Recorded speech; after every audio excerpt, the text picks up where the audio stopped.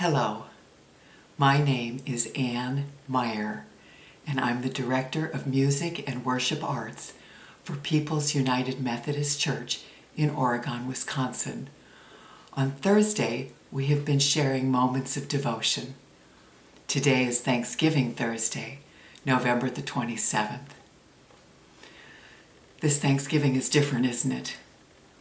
And it's not even the first time in history that entire communities have been turned upside down. I'm a church music leader. I've been singing in church choirs since I was 8 years old. When I turn to hymns and songs of worship, that makes sense to me. I'm inspired. I'm comforted. I'm nourished. My discombobulations can be recombobulated. I'm reminded today of giving thanks, of counting my blessings, of my family history in the New World since the 1700s. I want to share 3 stories about composers and their hymns. Don't worry, I'm not going to sing. I want you to enjoy the poem inside the song. This book, Then Sings My Soul, is by Robert J. Morgan. This was given to me as a gift when I first came to People's Church. I love this book. An old English preacher once said, "A grateful mind is a great mind." And the Bible agrees. There are 138 passages of Scripture on the subject of Thanksgiving. In 1620, Martin Reinhardt was a Lutheran pastor in the little village of Eilenburg, Saxony.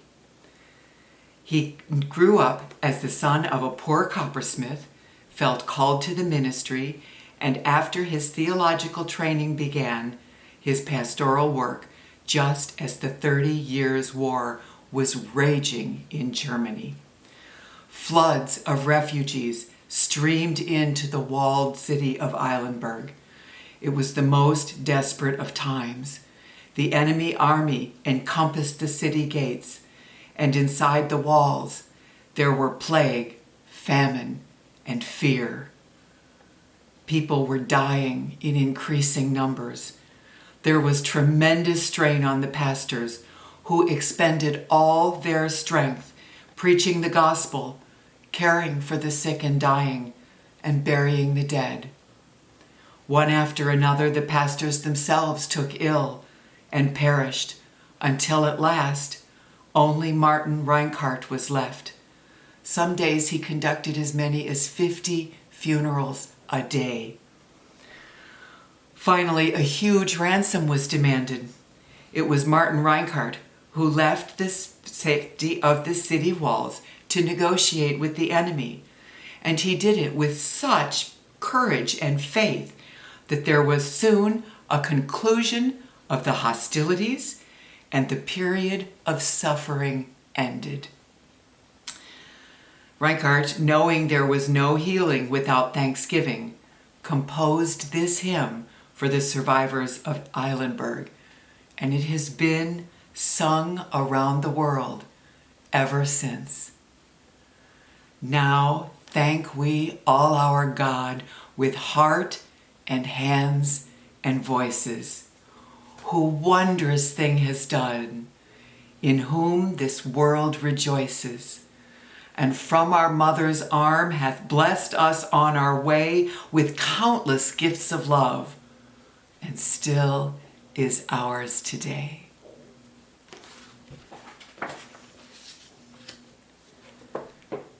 On a cold February afternoon, about a half an hour before sunset, in 1831, Samuel Francis Smith sat in his sparsely furnished room, poring over German song manuscripts. He was struck by the words of "God Bless Our Saxon Land," set to the tune we know as America. It's used in Great Britain for "God Save the Queen." Samuel later said, "I instantly felt the impulse to write a patriotic hymn of my own adapted to this tune. Picking up a scrap of paper which lay near me, I wrote at once, probably within half an hour, the entire hymn, America, as it is now known. A friend, William Jenks, took a copy to the pastor of Boston's Park Street Congregational Church. There, America was first sung by the juvenile choir at a Sunday school rally on July 4th, 1831.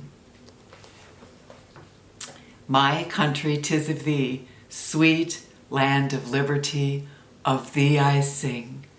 Land where my fathers died, land of the pilgrim's pride. From every mountain side let freedom ring. Let music swell the breeze and ring from all the trees sweet freedom's song. Let mortals' tongues awake, let all that breathe partake, let rocks their silence break, the song prolong. And this message: it's impossible to be thankful and at the same time be grumpy, cantankerous, critical, or ill-tempered. That's a lesson Johnson Oatman wanted to teach young people in his song. In 1892, Johnson began writing hymns. He averaged 200 hymns and gospel songs a year, 5,000 during the course of his lifetime. Martin Luther wrote in his book, Table Talk, "The greater God's gifts and works, the less they are regarded. We tend to exhibit a degree of thanksgiving in reverse proportion to the amount of blessing we've received. A hungry man is more thankful for a morsel than a rich man for his heavily laden table. A lonely woman in a nursing home will appreciate a visit much more than a popular woman thrown a party in her honor. If the birds only burst into song once a year, we'd all pay close attention.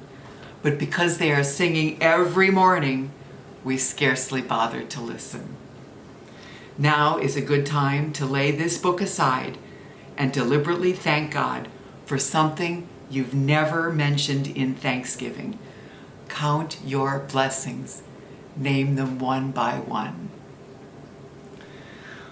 When upon life's billows you are tempest-tossed, when you are discouraged, thinking all is lost, count your many blessings.